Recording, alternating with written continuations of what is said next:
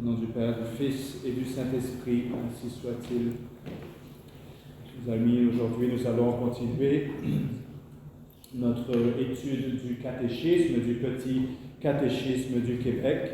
La dernière fois, on a parlé des sacrements. On a commencé avec une introduction aux sacrements en parlant des sacrements en général et aussi du sacrement de baptême. Et aujourd'hui, on va parler du sacrement suivant, qui est le sacrement de confirmation. Sacrement qui, bien sûr, c'est un bon moment de parler du sacrement de confirmation, puisque, eh bien, nous sommes encore dans le temps de la Pentecôte. Alors, qu'est-ce que c'est la confirmation? La confirmation, c'est un sacrement par lequel nous recevons le Saint-Esprit, qui nous donne la force de confesser notre foi sans crainte et de mener une vie sainte, malgré les obstacles que suscite le démon. Donc, vous savez que ce n'est pas facile aujourd'hui de recevoir la confirmation et il n'y a pas beaucoup d'évêques dans le monde. On a fait venir un évêque l'année dernière, on espère l'année prochaine pouvoir recevoir sa visite pour donner le sacrement de la confirmation. Pourquoi c'est important de recevoir le sacrement de la confirmation? Eh bien parce que tout simplement, il y a un parallèle entre la vie de la nature et la vie de la grâce. La vie de la nature, eh bien, dans la vie de la nature, la naissance est suivie par ce qu'on appelle la croissance. Et ces deux sacrements, ces deux choses dans la vie naturelle ont en parallèle le baptême, qui est la naissance à la vie spirituelle, et la confirmation, qui est l'équivalent de la croissance. C'est comme si, par la confirmation, on devenait, vous voyez, on devenait des adultes dans la vie spirituelle. Et on voit dans les Actes des Apôtres, à plusieurs reprises, vous voyez, les apôtres qui demandent aux chrétiens, avez-vous reçu le Saint-Esprit? Et c'est assez étonnant de voir que certains des chrétiens vont répondre, nous n'avons même pas entendu parler qu'il y ait un Saint-Esprit. Donc, l'ignorance religieuse existait à cette époque aussi. Alors, bien sûr, les apôtres les ont catéchisés comme il faut et les ont confirmés. Ou sinon, on voit à une autre occasion que les apôtres demandent s'ils ont reçu le Saint-Esprit, s'ils ont été baptisés, et en fait découvrent que ces gens qui sont devant eux n'ont été que baptisés au nom de Jean-Baptiste, du baptême de Jean-Baptiste plutôt. Et donc les apôtres vont les baptiser au nom de notre Seigneur Jésus-Christ. Et ensuite les charismes, les manifestations du Saint-Esprit vont se produire en eux.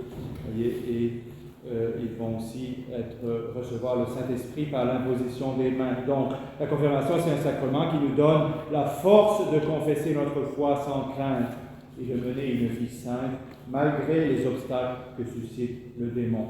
Donc, on voit que c'est très nécessaire. Il est nécessaire de confesser notre foi sans crainte et puis de mener une vie sainte si on veut rentrer dans le ciel. Donc, il est nécessaire de recevoir la confirmation. Par qui la confirmation est-elle donnée? Elle est donnée par l'évêque ou par un prêtre à qui le pape a accordé un pouvoir spécial. Donc, normalement, le ministre du sacrement de la confirmation, c'est l'évêque, mais un prêtre qui en aurait reçu la faculté de la part du souverain pontife pourrait aussi donner le sacrement de la confirmation. Comment se donne la confirmation? L'évêque va étendre ses mains sur les confirmants, va prier le Saint-Esprit de descendre sur eux, va faire sur leur front une onction en forme de croix avec le Saint-Crème et va donner sur la joue du confirmant, de celui qui doit être confirmé, un petit soufflet en disant « Que la paix soit avec vous ». Donc on voit, il semblerait, d'après les théologiens, que la matière du sacrement de confirmation, c'est l'imposition des mains, et la forme, eh bien, les paroles que l'évêque va prononcer en imposant les mains. Donc, l'onction en forme de croix avec le Saint-Crème et la petite joue, le petit soufflet sur la joue plutôt, eh bien, ce n'est pas l'essence du sacrement de confirmation, mais c'est important, ça fait partie. Vous voyez, ce sont des rites qui sont là pour mieux exprimer ce qu'est le sacrement de confirmation. Donc des rites qui doivent être accomplis, bien sûr, qui sont obligatoires, mais qui ne font pas partie directement de l'essence, de la forme du sacrement, de la matière, je veux dire, du sacrement de confirmation. Qu'est-ce que c'est le Saint-Crème? Le Saint-Crème, c'est un composé d'huile d'olive et de baume que l'évêque consacre chaque année le jeudi saint. Donc, le jeudi saint, l'évêque consacre 3 huiles qui sont l'huile des infirmes, l'huile des catéchumènes et le saint crème.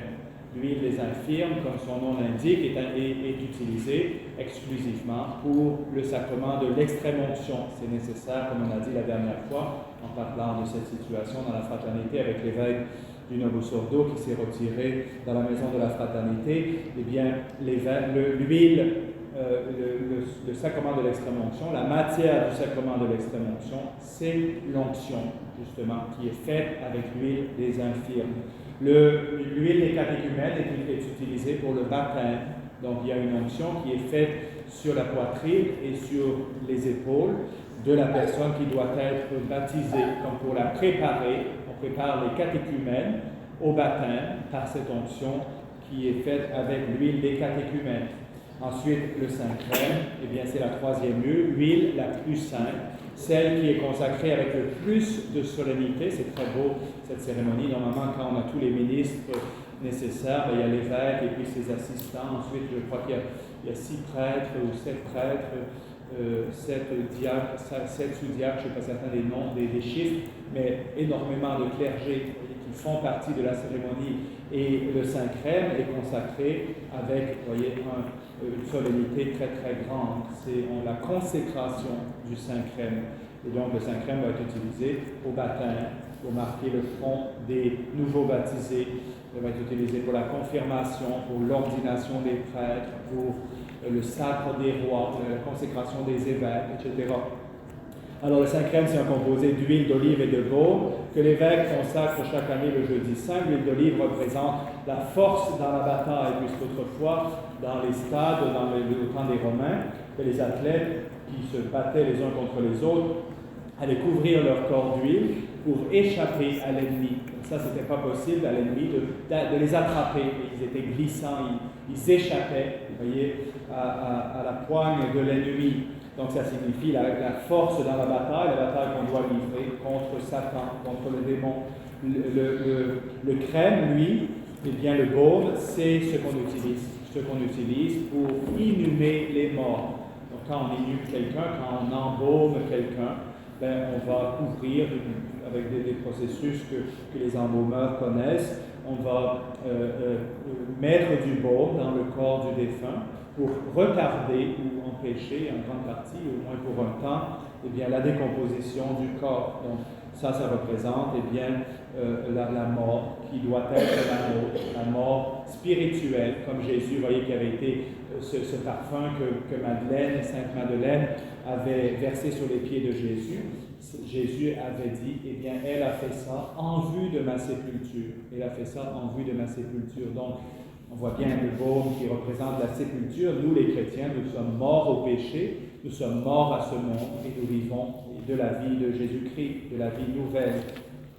Alors, le saint crème et le baume. Que dit l'évêque en faisant l'onction sur le front de la personne qu'il confirme? En faisant l'onction sur le front de la personne qu'il confirme, l'évêque dit « Je te marque du signe de la croix et je te confirme avec le crème du salut au nom du Père, du Fils et du Saint-Esprit. » Bon, marquer, on comprend, confirmer.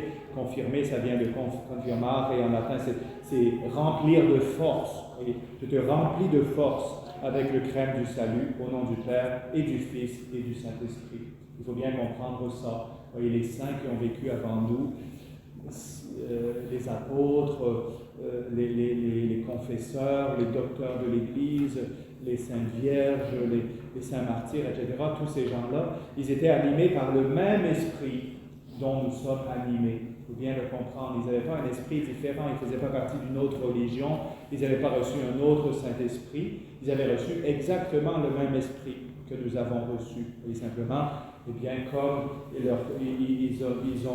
ont été dociles aux inspirations du Saint-Esprit, ils se sont laissés guider par le Saint-Esprit, eh bien, le Saint-Esprit a produit des grands fruits en eux. Alors que dans une autre personne, eh bien, le Saint-Esprit ne produit que très peu de fruits. Pourquoi? Parce que la terre n'est pas préparée. C'est comme deux personnes qui auraient un jardin. Il y en a un qui prépare sa terre, qui va la retourner, qui va la nourrir, qui va la désherber, etc. vous mettez les mêmes graines dans ce jardin que dans le jardin de celui d'à côté qui n'a pas travaillé sa terre, qui laisse sa terre à l'abandon, qui ne s'en occupe pas. D'un côté, vous allez avoir des beaux fruits, des beaux légumes, des belles choses qui vont pousser, et de l'autre côté, les mauvaises herbes vont finir par étouffer. Vous voyez, les graines, les mêmes graines pourtant, qu'on a semées. Donc on comprend, il y a l'action du Saint-Esprit qui est importante dans notre âme, mais il y a aussi nos propres dispositions. Et c'est pour ça que le combat spirituel est important. Il est important de combattre et de travailler notre âme pour pouvoir produire des vertus.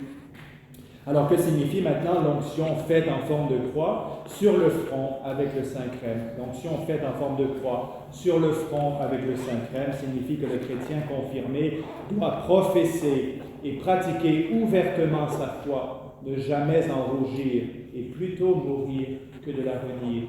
Et ces paroles sont très fortes. Le chrétien confirmé doit professer et pratiquer ouvertement sa foi. On ne doit pas cacher notre foi. Ça ne veut pas dire qu'on doit se promener partout, voyez, avec des pancartes « Je suis chrétien », mais il faut pratiquer et professer ouvertement notre foi. On ne peut pas agir comme si on ne peut pas se cacher d'être chrétien. Et aujourd'hui, oui, peut-être, on voit se profiler un peu à l'horizon une certaine persécution. On subit une grande persécution morale. On ne peut pas dire qu'on est en danger de mort pour être chrétien. On ne doit pas cacher notre foi. On doit professer, pratiquer ouvertement notre foi. Ne jamais en rougir, c'est-à-dire ne pas avoir honte de notre foi. Et vraiment, ça c'est vraiment, si vous étudiez votre foi, je ne veux pas comprendre comment quelqu'un peut rougir de sa foi. Notre foi est si belle, notre foi est si grande, elle est la seule vraie. Toutes les autres choses, ce sont des bêtises. Quand on étudie vraiment notre foi, on se rend compte que notre foi, elle vient de Dieu. Comment peut-on rougir de sa foi?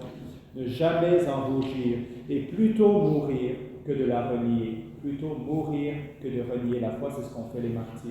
Ils ont préféré la mort, voyez, à renier leur foi. Et la question se pose pour nous, voyez, est-ce que je suis prêt à plutôt mourir que de renier ma foi? Renier ma foi, c'est très très grave, voyez, est-ce que je suis prêt à mourir plutôt que de renier ma foi? Eh bien, on peut se poser la question, est-ce que je suis prêt à mourir plutôt que de commettre le péché mortel? Est-ce que je suis prêt à mourir plutôt que de commettre le péché mortel? Si je ne suis pas prêt à ça, je ne suis pas prêt, voyez, à mourir plutôt que de renier ma foi. Donc ça nous fait réfléchir, ça veut dire si la persécution venait sur nous de façon soudaine, si je préfère le péché mortel plutôt que ma foi, je préférerais, voyez, renier ma foi plutôt que de perdre la vie. Et on se souvient de ces belles paroles de Blanche de Castille, qui était la mère de Saint-Louis. Blanche de Castille qui disait à son fils, « Mon fils, je préférerais vous voir mort à mes pieds que de commettre que de savoir que vous avez commis un seul péché mortel. Je préférerais vous voir mort à mes pieds. » Qui pourrait dire une chose pareille à ses enfants en le pensant vraiment? Aujourd'hui, voyez la foi de ces mères chrétiennes, la foi de ces mères d'autrefois. Donc, pourquoi, que signifie l'onction? Donc, pourquoi l'évêque donne-t-il un petit soufflet à celui qui le confirme? L'évêque donne un petit soufflet à celui qui le confirme pour lui rappeler qu'il doit être prêt à souffrir les affronts et même la mort pour l'amour de Jésus-Christ. Donc, ce petit soufflet qui est donné à celui qui est confirmé, ça veut dire tu dois être prêt à souffrir. Tu souffriras pour Jésus-Christ. Et être la condition de chrétien, c'est de porter la croix et d'être persécuté avec Jésus-Christ. Non pas qu'on doit développer une mentalité de persécuter, etc. Non, il ne faut pas s'inventer des persécutions. Mais il faut savoir que comme ils ont maltraité notre Seigneur Jésus-Christ, ainsi il est normal que les chrétiens soient maltraités. Donc il ne faut pas s'en étonner, il ne faut pas se surprendre. Oui. Nous, dès qu'on commence à souffrir la moindre petite chose, voyez, on est offusqué. Comment est-ce possible que quelqu'un m'a insulté? Voilà, au moment de ma confirmation, j'ai reçu un petit soufflet qui me disait « Tu souffriras pour Jésus-Christ ». Est-il nécessaire d'être en état de grâce pour recevoir dignement la confirmation. Oui, il est nécessaire d'être en état de grâce pour recevoir dignement la confirmation, puisque c'est un sacrement des vivants. Et donc, comme les autres sacrements des vivants, il faut être en état de grâce pour les recevoir dignement. Quelle préparation faut-il, quelle préparation spéciale faut-il pour recevoir la confirmation? Donc, bonne question pour ceux d'entre vous qui peut-être l'année prochaine voudront recevoir la confirmation. Mais pour recevoir la confirmation, il faut connaître autant que possible les principaux mystères de la foi, les devoirs du chrétien, et spécialement ce qui concerne la nature et les effets du sacrement de confirmation. Est-ce que c'est un péché de négliger de recevoir la confirmation? Demande le catéchisme. Oui, c'est un péché de négliger de recevoir la confirmation, surtout à une époque comme la nôtre, où la foi et la morale courent de si grands dangers. Donc ça, c'était en 1888. En 1888, à une époque où la foi et la morale courent de si grands dangers, disaient les évêques. Voyez, de cette époque. C'est un péché de négliger de recevoir la confirmation. Imaginez aujourd'hui, en 2023, voyez, où une époque comme la nôtre, où la foi et la morale courent de si grands dangers, évidemment, il faut recevoir le sacrement de confirmation, mais il faut le recevoir et ensuite il faut en vivre, voyez, pleinement, invoquer les dons du Saint-Esprit. Je suis dans la tentation, mais je demande le don de force. Je suis dans le doute avec tout ce qui se passe aujourd'hui dans l'Église, dans le monde, etc. Je ne sais pas comment diriger ma vie. J'invoque les lumières du Saint-Esprit. Et on va voir les dons du Saint-Esprit. C'est le chapitre suivant, les 7 dons du Saint-Esprit. Il n'y a pas tellement de questions, donc voilà, accrochez-vous, on continue. Donc pour le dernier chapitre, qui est le chapitre 16. Donc quels sont les effets de la confirmation? Les effets de la confirmation, nous dit le catéchisme, sont une augmentation de la grâce sanctifiante, un affermissement dans la foi et les dons du Saint-Esprit. 3 choses. Donc, comme tous les autres sacrements, à chaque fois que je reçois un sacrement dignement, eh bien, je grandis dans la grâce sanctifiante, c'est-à-dire la vie divine dans mon âme s'accroît. Je suis affermi dans la foi. Ça, c'est un don, un effet spécial de la confirmation. La confirmation a à faire avec le don de force. Je suis plus fort dans ma foi. Je suis censé être plus fort dans ma foi. Et les dons du Saint-Esprit. Alors, qu'est-ce que c'est les dons du Saint-Esprit? Ils sont au nombre de 7. La sagesse, l'intelligence, le conseil, la force, la science, la piété, la crainte de Dieu. Ce sont des dons qu'on voit dans les épîtres de Saint Paul, dans l'Ancien Testament, je crois dans Isaïe, qui annonce, voyez, la venue du Messie et qui dit qu'il sera rempli du don de sagesse, du don d'intelligence, de conseil, de force, de science, de piété et de crainte de Dieu. Alors, le plus grand de tous ces dons, c'est le don de sagesse. Pourquoi nous est-il donné? Il nous est donné afin que nous goûtions davantage les choses de Dieu et que nous ne cherchions dans toutes nos actions que son honneur et sa gloire, nous dit le catéchisme. Le don de sagesse, c'est comme le don suprême qui nous fait goûter les choses de Dieu. Une personne qui n'est pas sage, c'est une personne qui va s'attacher aux choses de la terre, qui va aimer les choses de la terre plutôt qu'aimer les choses du ciel. Voilà le comble de la folie, voyez, s'attacher aux choses passagères de la terre plutôt que les choses éternelles. Donc le don de sagesse nous est donné afin que nous goûtions davantage les choses de Dieu et que nous ne cherchions dans toutes nos actions que son honneur et sa gloire. Donc si quelquefois on passe à travers des moments de désolation, comme on lit dans les livres qui traitent de la vie spirituelle, il y a les consolations, il y a les désolations. Des fois on est en désolation, on peut être dans la nuit des sens, la nuit de l'esprit, etc. On est en tentation, on est dans le doute, on ne goûte plus les choses de Dieu. On ne trouve plus de goût, vous voyez, à prier, à venir à la messe, à recevoir les sacrements, etc. Demandons le don de sagesse. Le don de sagesse nous est donné afin que nous goûtions davantage les choses de Dieu. Que fait maintenant le don d'intelligence? Donc, comme je dis, le don de sagesse, c'est un peu le don suprême. Le don d'intelligence, lui, il nous fait connaître plus clairement les vérités que nous devons croire et pratiquer. On reçoit, par le don d'intelligence, une connaissance plus claire des vérités que nous devons croire et pratiquer. Donc, c'est un don vraiment qui s'adresse à notre intelligence pour nous aider à comprendre. Alors, je ne comprends pas les choses de la foi pour une raison ou pour une autre, en raison peut-être de la situation de l'Église. Eh bien, demander le don d'intelligence pour nous faire connaître plus clairement les vérités que nous devons croire et pratiquer. Donc c'est un don qui nous est donné, non plus cette fois-ci pour le goût, pour nous aider à goûter, à être attirés par les choses de Dieu, mais à les connaître tout simplement avant. Et donc c'est un don qui souvent va avoir un rôle pour nous conduire aussi vers la sagesse.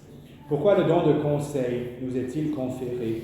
Le don de conseil, lui, il nous est conféré afin que nous soyons prémunis contre les ruses du démon et les dangers du salut. Donc ça, c'est vraiment le don contre les tentations, le don de conseil pour éviter les ruses du démon et les dangers du salut. C'est un don qui est spécialement dirigé vers les obstacles qui vont se trouver sur notre chemin pendant qu'on marche vers le royaume des cieux. Maintenant, pourquoi recevons-nous le don de force?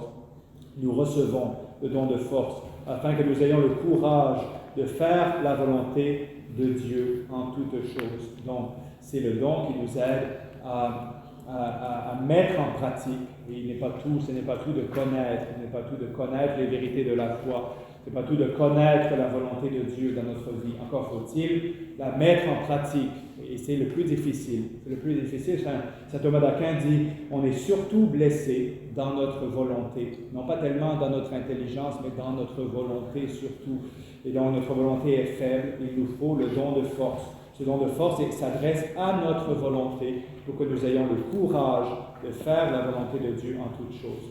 Le don de science, lui, nous fait découvrir la volonté de Dieu en toutes choses. Donc, ce n'est pas la même chose que l'intelligence. Et l'intelligence nous fait connaître les vérités que nous devons croire et pratiquer. Donc, le don d'intelligence nous aide à comprendre les vérités de la foi. Alors que le don de science, lui, nous fait découvrir plus spécifiquement la volonté de Dieu en toutes choses. Quelle est la volonté de Dieu pour moi dans telle et telle circonstance? Voilà le don de science qui est différent, vous comprenez, du don d'intelligence. Qu'entendez-vous maintenant par le don de piété? Par le don de piété, j'entends celui qui nous aide à aimer Dieu comme un Père et à lui obéir en toutes choses, par amour pour lui.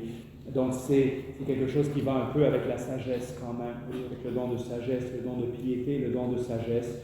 Mais je dirais que voilà, le don de sagesse, c'est plus quelque chose qui s'adresse spécifiquement à notre cœur. Aimer Dieu comme un Père et lui obéir par amour pour lui. Donc c'est une affection envers Dieu. Alors que le don de sagesse, lui, c'est plus quelque chose qui nous porte vers les grandes vérités, vers les choses de Dieu. Eh bien, le don de piété, lui, c'est notre relation personnelle avec Dieu qui nous aide à l'aimer comme un Père et à lui obéir par amour pour lui. À quoi sert le don de crainte de Dieu maintenant, le dernier? Le don de crainte de Dieu sert à nous inspirer une grande horreur du péché, donc le contraire de Dieu, le péché, ce qui est le contraire à la volonté de Dieu, avoir une grande horreur pour le péché. Et quand on vit dans le péché et quand on retombe de façon régulière, surtout dans le péché mortel, c'est qu'on n'a pas de crainte de Dieu et on n'a pas une grande horreur du péché. Alors, il faut demander le don de crainte de Dieu. Alors, ces dons du Saint-Esprit, on les compare quelquefois à un diamant. Et un diamant, la lumière de Dieu arriverait à travers ce diamant et se décompose ensuite dans les différentes couleurs de l'arc-en-ciel. Certaines de ces couleurs se ressemblent. Sont semblables. Elles ne sont pas les mêmes, elles sont semblables. Donc certains de ces dons se ressemblent, mais en les regardant de près, on se rend compte que chacun de ces dons est différent. Il est là pour vraiment nous fortifier d'une façon ou d'une autre dans notre vie spirituelle.